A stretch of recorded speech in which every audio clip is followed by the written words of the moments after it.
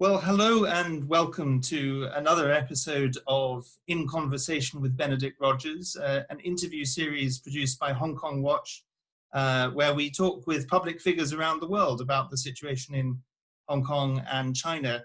And it's an enormous honor and pleasure to welcome as our guest today the United States Ambassador at Large for International Religious Freedom, Ambassador Sam Brownback, who has been a tireless champion of freedom and human rights really throughout his political career.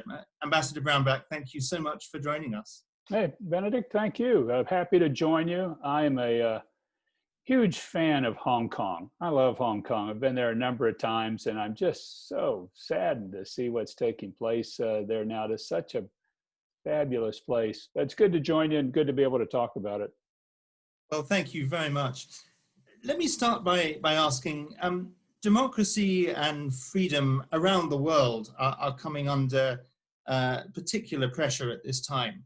But throughout your political career as a senator, as especially the last 3 years as ambassador for international religious freedom, you've really championed human rights. And I'd like to ask you, what is your motivation personally? What does freedom mean to you, and why is it so important? And what are your reflections at this time when around the world it's under such pressure?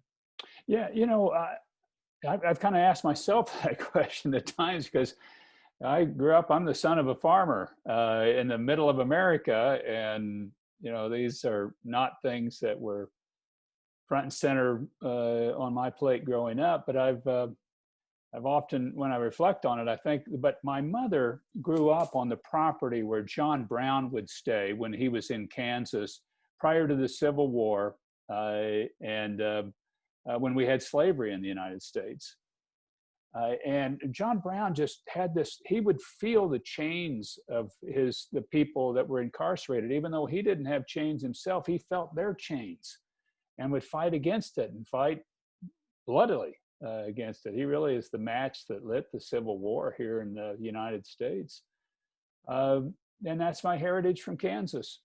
This is the state that started the fight over slavery. It's a great heritage. So to me, it's just, I'm really living off of the old wells that the others dug before me on standing for freedom. I can remember when I first heard about slavery in the Sudan. And I was a new senator at the time, and I was just going, the slavery doesn't exist now. This is 1997. But the slavery doesn't go on. And then they started bringing in people that would meet with me, and they'd say, well, this was my experience, or this happened here. And I'm just going, it does happen. It does exist. And it really grabbed my passion. So I just have been honored to be in a number of different positions where I've been able to advocate these causes. God's blessed me to be able to do this. And in particular in the position I'm in now to stand for religious freedom around the world. It's a passion that I've gotten to live out, and I'm just blessed every day to be able to do it. Well, that's incredibly inspiring.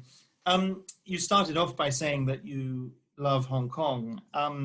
As we look at the dismantling of freedom in Hong Kong, a city that was once one of the freest, most open cities in Asia, and that has been a hub for global media, for civil society, for religious actors and others, and which was promised under an international treaty, the Sino-British Joint Declaration, that it would have those freedoms at least for the first 50 years after the handover. What are your thoughts about what the breaking of those promises and the dismantling of those freedoms mean for the cause of freedom itself and the international rules-based order? It is an incredible flaunting of an international agreement that was made by the Chinese Communist Party with the British government, but witnessed and authorized and supported by a number of other people. To me, it's unbelievable. And how can you how can the world community deal with the Chinese government if they're willing to flaunt such a basic, clear agreement? This was for 50 years, two systems, one country. And I know the Brits didn't want to turn over Hong Kong, but their lease was up. And so they negotiated this treaty. I also think this really hurts China's future. I think Hong Kong was going to be and was, and really I hope in the future still is, this model of how you have an open society within China. And here you've got it. We're practicing it, and it's orderly, and it's productive, and it's outward looking, and it stands for human rights, for people's basic fundamental human rights. And here's this model within China that I was hopeful was going to change China. And instead, you've seen Xi Jinping's government come in here and just crush it and dismantle it in spite of the agreement that they've made to stand by it. So how is any agreement going to be upheld by the Chinese government? I think this is an extremely destructive thing that's taking place, but the destruction doesn't end with Hong Kong. I think it's very harmful to China's future. China's future lies with freedom. That's the natural state of humankind, is to be free. And they're just stomping, in my estimation, on their own future. Absolutely. We're talking just under a couple of weeks after the latest example of the stomping on Hong Kong's freedoms, and that was the mass arrest of 53 pro-democracy former legislators, candidates, activists, for the simple crime, in inverted commas, of having conducted a primary election last summer to choose their candidates for the legislative election, which of course then was subsequently postponed anyway.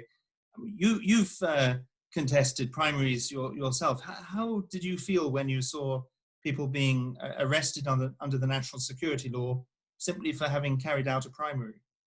Yeah, I thought what it made me think about was the initial lie that the Chinese Communist Party was saying about Hong Kong, about this law. They were saying, oh no, it won't be used in Hong Kong. It's only for people that are doing violent crimes and trying to escape to Hong Kong, and we'll bring them back. They sold this law as, oh no, it's very narrow. We're not going to use it untowardly. And look, now they're locking up people freely elected or trying to stand for free elections. I mean, this wasn't even a lie that they tried to sell for very long. It was a lie that they just put out and then they immediately stepped on it. I think these things have long tails to them, honestly, and I think this is going to be very harmful. I was in Hong Kong. It was probably 12, 15 years ago. After the handover had taken place, I was in the U.S. Senate and I was chairing one of the foreign relations subcommittees. And I called then for Hong Kong to elect their own mayor in a free election, and saying, this, two systems, one country. Hong Kong knows how to conduct elections. This would be a good model for the rest of China. And of course, I was called all sorts of names by the Communist Party at the time, but I still believe that would have been the right model for Hong Kong then and now, and it would help the nation, and it would certainly help Hong Kong. Absolutely. You know, Benedict, this is a little bit of an aside, but not much of one. The Chinese people are an amazingly accomplished, gifted, talented people. One of our children we adopted from China. And she is a wonderful young lady, just got married this last summer. The Communist Party, with the way they are acting now, are holding back these amazing people from a brighter future. They are hurting their trajectory. And yet I have to admit, in looking at Chinese economic performance over the last 20 years, amazing. It really has been. And when you look at the GDP numbers, when you look at the people leaving poverty, but this authoritarianism that they're doing, and now this flaunting of international laws on such a clear basis, this will hurt the future of the Chinese people themselves. And I just hope the people themselves start turning around and embracing their future, which is with freedom. And they can do it, and they know how to do it, and they're so amazing. But this will hurt. This is going to hurt the entire population in the country. Absolutely. Just moving now into your specific field of focus within freedom, the field of the area of religious freedom. It could be said arguably that over the last few years, as various freedoms have been eroded in Hong Kong, religious freedom until very recently was not directly affected. Places of worship are still able to function openly. But in just the last few months, we're starting to see the impact on religious freedom itself with, for example, a raid of a church recently, the freezing of their bank account, the pastor's bank account, the decision by the Catholic Diocese of Hong Kong, tragically, to instruct clergy to be careful in their homilies, discouraging a prayer campaign for Hong Kong. How do you see the state of religious freedom in Hong Kong now and going forward? I think it's following the logical trajectory under this security law. And that is that, again, at the outset, it was said, oh, no, this new law won't have any impact on religious freedom. People are going to be able to maintain that. And I think wisely and prudently at that time, a number of the religious leaders are saying, this is going to get us too. And they were out. A lot of them were out and protesting when you had the huge Hong Kong protest, and much of the city were singing religious songs as part of the protest. It was really inspiring to the world, and I was watching it and cheering and praying them on. And it wasn't 2 years ago. I was in Hong Kong, and I went to Catholic Mass in the morning. No problem. Other than streets were crowded and it was hard to get a parking place. But now you see the logical, just furtherance of what takes place. Churches aren't going to be able to practice freely, and they're not now able to, and they're going to keep watching over their shoulder, and the government's going to keep observing. And the big piece of this that's new to me, and I think really frightening to the world, is the use of the new surveillance technologies, whether it's the artificial intelligence system, facial recognition systems, the internet, and so much of the commerce being done over the internet. So it's easy to kind of figure out who your target is and then just cut them out of the economy. Those pieces of the use of technology and religious oppression, my guess is, will be deployed in fairly new and draconian fashions in Hong Kong. And this is something else I hope the world will take notice of, because this is the future of oppression. A lot of it's going to be digitized, and it'll be fewer people in jail, but it's going to be very oppressive if you decide you want to be a person practicing your faith. There will be a huge cost to you. And I'm afraid that will be one of the next tactics, because we've seen China use this initially in Tibet and now in Xinjiang, just really this deployment of these high-tech technologies to oppress an entire religious community that's a large religious community. And I'm afraid those tactics will migrate to Hong Kong as well. Absolutely. Turning to the state of religious freedom in China as a whole, you referred to your visit to Hong Kong. I remember the speech that you made at the Foreign Correspondents Club on that visit, where you said and it was very striking, that the regime has launched a war against faith, but that it is a war they cannot win.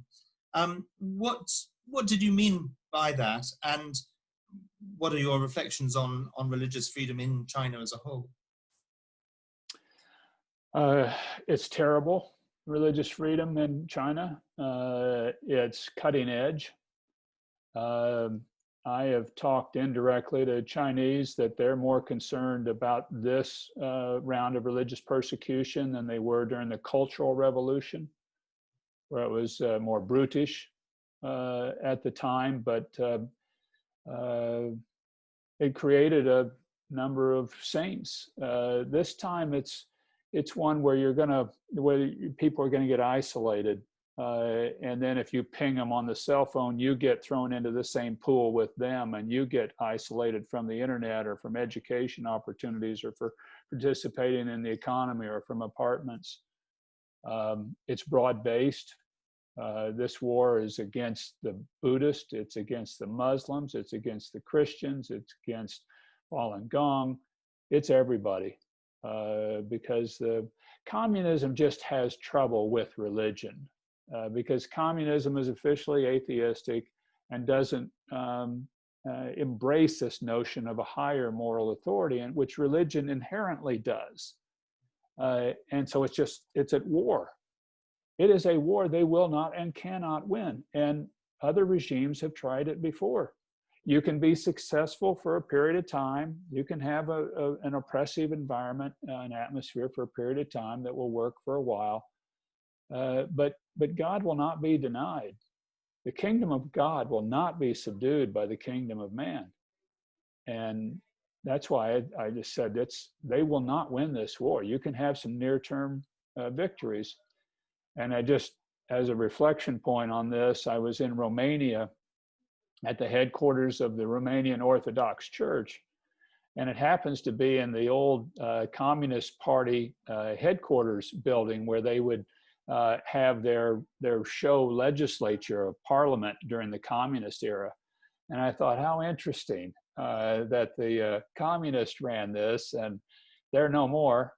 But the Orthodox Church that's been there for a couple thousand years, they're doing just fine now. They were down for a while during the communist period. Undoubtedly, the communists had them underfoot, but they're back and the communists are gone.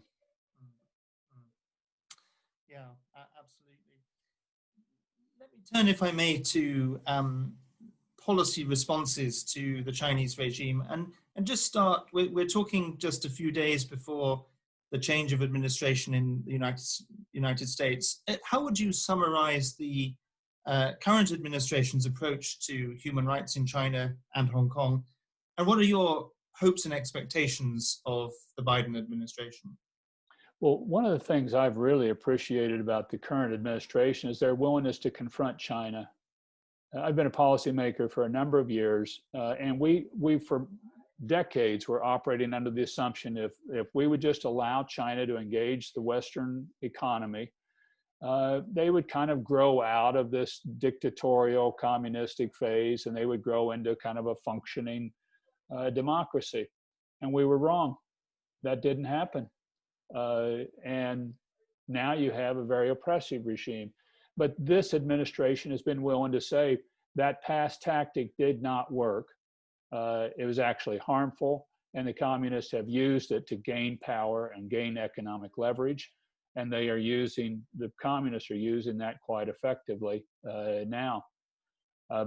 I'm delighted that this administration has been willing to confront it. It's now grown into a major political issue in the United States, so that both parties were saying, no, we're going to confront the Chinese communists. And now we'll see what the Biden administration will do, but that's their public stance, is to confront what Xi Jinping and the one-party rule is doing in China now. And it's my hope that they will. It's my hope they'll continue to confront the religious persecution, and I believe they will.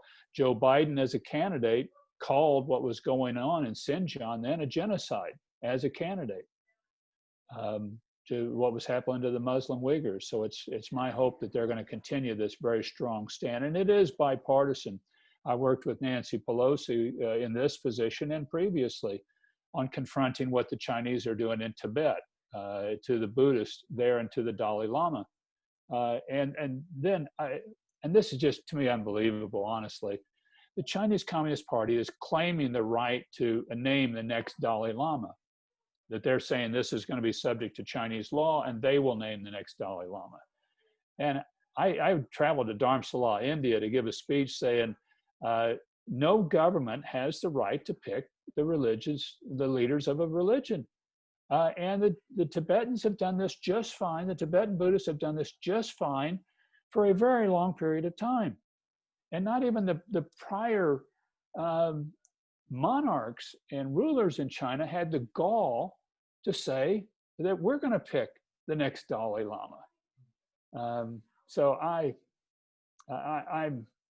this is a fight that the communists have picked, and they will not win it. It seems very clear that there's a real need for the free world to unite more in face of this challenge. And you've been very creative and effective and played a leading role in the field of religious freedom in bringing so many countries and governments together and civil society together, the ministerial on religious freedom and roundtables around the world. How do you think that model of international collaboration and coalition can be applied more broadly to the fight for freedom itself in terms of how the free world can stand together against the Chinese Communist regime? We've done it, and we've targeted one human right. There are a number of human rights, but the idea has been that the human rights project globally has been in decline the last several decades. We've been losing ground in this at a time when, it wasn't 20 years ago, when there were articles about the end of history, liberal democracy, capitalism has won, the world is just going to move this model, and that's not happened. So the thought really is that we need to go at these human rights on a one-on-one basis, and not group them all together in a large scale of human rights, because some people will bring in items that others don't believe is a human right. Like there'll be people that believe abortion is a human right. But I'm pro-life. I don't believe abortion's a human right. I think this is the destruction of a young life. So then that hurts the overall human rights project when you get it on issues that people don't agree are human rights. So we thought, let's get back to the basics. Let's get back to the 1948 declaration of the UN Declaration of Human Rights that there was broad cross-section of agreement on, and let's push on the basics. And let's start pushing on them one at a time. And I hope we do that on free speech and freedom of assembly. And obviously freedom of worship, which we look at, and we think this one is just a foundational one. Most people in the world claim a faith. It's generally in the centering part of their life. It's what they're about. And yet there's a lot of oppression of religious people. So we said, let's get one that is tough to do, but is pretty universal, and let's really build on it. And we think we can build off of this, the right to assembly, the right to speech, because it's also a part of the religious freedom. But you've got a big group of people that want this right and will fight for it. That second ministerial we did on religious freedom was the largest human rights event State Department had ever hosted. And we had to shut off registration 3 weeks out because we had no more room. And there were literally religious adherents from around the world coming to it saying, look, this is my hope that you folks will stand up for religious freedom, because I'm being oppressed. And so I really think this is a key one to push. This is, in a football terminology for the US, this is basic blocking and tackling. You got to get this right before you can do anything else. And that's why we pushed on religious freedom so strong, but we think it will help the broader human rights movement in the world. Just in the remaining few minutes that we have, let me ask just a couple of other questions. Looking at the defense of democracy around the world, how do you think the non-Western democracies, countries in the Asia Pacific, Japan, Korea, Taiwan, and others, can be more engaged in the international coalition of the free world? Yeah, that's a good question because they, like on our International Religious Freedom or Belief Alliance, a number of those countries are observers, but they're not members, and that's at their own choosing.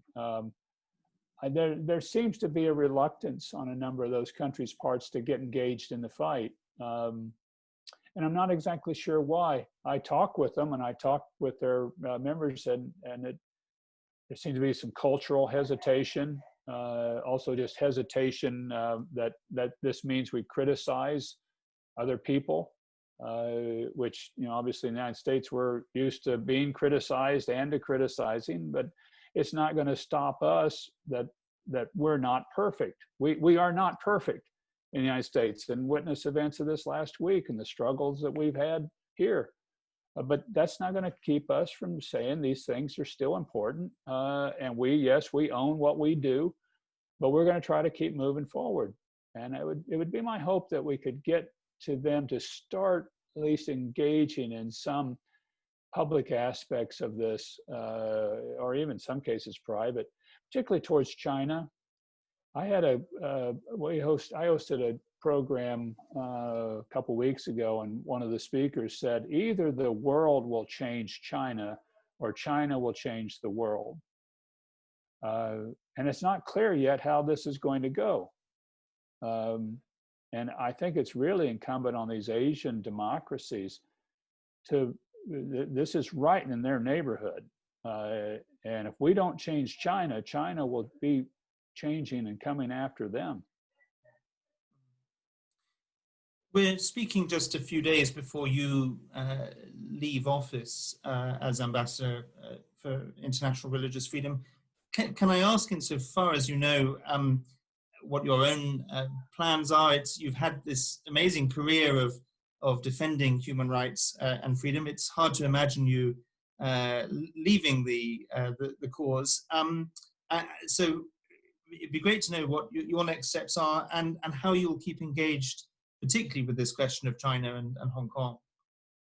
Well, I hope to help organize a national U.S. summit on religious freedom, with it focused on international religious freedom. We've got domestic religious freedom issues, but those tend to get pretty divisive. But internationally, we're pretty united, and it's my hope to help organize that even this year, so that there'll be the civil society push and focus and networking on international religious freedom. I hope to continue to comment in the field, to be able to write and to work, and to hopefully even have, if it's TV or radio shows or opportunities to do that. Because I just think the work's at such a critical stage. We've set some international apparatuses in place. There are grassroots apparatuses coming in place. People are recognizing the fundamental need of this human right. And then we've had some amazing diplomatic successes in the Middle East around the Abrahamic Accords that this administration, I didn't work these, but they worked with religious leaders to get recognition between Israel and the UAE and Bahrain and Morocco and Sudan and Israel that have been groundbreaking breakthroughs. And so instead of ignoring religion, you bring it in, and you look for the commonalities. So I would hope to be a part of some of those efforts as well. That's wonderful. We've had a wide-ranging conversation looking at your own motivations, the situation in Hong Kong, China more generally, and international policy. Let me just end with one final question, coming back to the people of Hong Kong. What message would you want to give them right now as they enter into some of the darkest times that they've will ever have known? I'm going to paraphrase a great British leader, Winston Churchill, when you were being attacked by the German Luftwaffe, the German Air Force, and the bombings of London that took place, and he was rallying people. He weaponized the English language like few have ever been able to do. And then, he would talk about the glory of being alive during a good fight, a tough fight. Well, the people of Hong Kong now, you're in a tough fight, but for whatever reason, God's got you there now. And you're going to be one of the people that's going to be able to stand up to your children and grandchildren in the future and say, oh, we fought for it. And it was tough, but we won, and we're going to win. And what an honor to be a warrior in a very difficult battle. And you're there, but don't give up. And the world is watching, and we're praying for you, and we're behind you. That's an amazing note on which to end. Ambassador Sam Brownback, I think everyone, regardless of party politics around the world, will certainly miss you when you leave office in a few days' time. We thank you for everything you have done in this cause, and for everything you're going to go on to do. And thank you for being with us today. Thank you, Benedict. Always good to join you. Take care, old friend. Thank you very much.